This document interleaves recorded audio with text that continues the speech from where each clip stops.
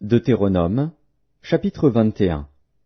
Si, dans le pays dont l'Éternel, ton Dieu, te donne la possession, l'on trouve étendu au milieu d'un champ un homme tué, sans que l'on sache qui l'a frappé, tes anciens et tes juges iront mesurer les distances à partir du cadavre jusqu'aux villes des environs. Quand on aura déterminé la ville la plus rapprochée du cadavre, les anciens de cette ville prendront une génisse qui n'est point servie au travail et qui n'est point tirée au joug. Ils feront descendre cette génisse vers un torrent qui jamais ne tarisse, et où il n'y ait ni culture ni semence. Et là, ils briseront la nuque à la génisse dans le torrent. Alors s'approcheront les sacrificateurs, fils de Lévi, car l'Éternel, ton Dieu, les a choisis pour qu'ils le servent et qu'ils bénissent au nom de l'Éternel, et ce sont eux qui doivent prononcer sur toute contestation et sur toute blessure. Tous les anciens de cette ville la plus rapprochée du cadavre laveront leurs mains sur la génisse à laquelle on a brisé la nuque dans le torrent. Et prenant la parole, ils diront, « Nos mains n'ont point répandu ce sang et nos yeux ne l'ont point vu répandre. Pardonne, ô Éternel, à ton peuple d'Israël que tu as racheté. N'impute pas le sang innocent à ton peuple d'Israël, et ce sang ne lui sera point imputé. Ainsi, tu dois faire disparaître du milieu de toi le sang innocent, en faisant ce qui est droit aux yeux de l'Éternel. Lorsque tu iras à la guerre contre tes ennemis, si l'Éternel les livre entre tes mains, et que tu leur fasses des prisonniers, peut-être verras-tu parmi les captives une femme belle de figure, et auras-tu le désir de la prendre pour femme. Alors tu l'amèneras dans l'intérieur de ta maison.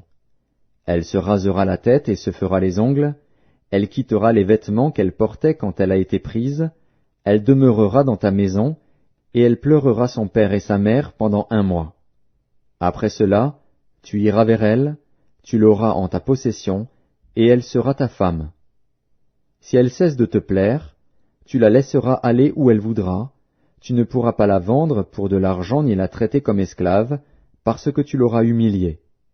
Si un homme, qui a 2 femmes, aime l'une et n'aime pas l'autre, et s'il en a des fils dont le premier-né soit de la femme qu'il n'aime pas, il ne pourra point, quand il partagera son bien entre ses fils, reconnaître comme premier-né le fils de celle qu'il aime, à la place du fils de celle qu'il n'aime pas, et qui est le premier-né.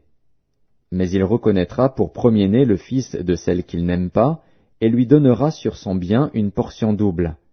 Car ce fils est les prémices de sa vigueur, le droit d'aînesse lui appartient.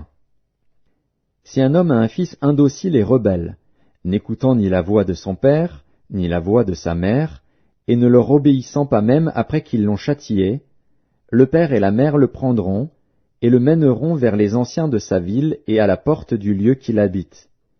Ils diront aux anciens de sa ville, « Voici notre fils qui est indocile et rebelle, qui n'écoute pas notre voix, et qui se livre à des excès et à l'ivrognerie. » Et tous les hommes de sa ville le lapideront, et il mourra. Tu ôteras ainsi le mal du milieu de toi, afin que tout Israël entende et craigne.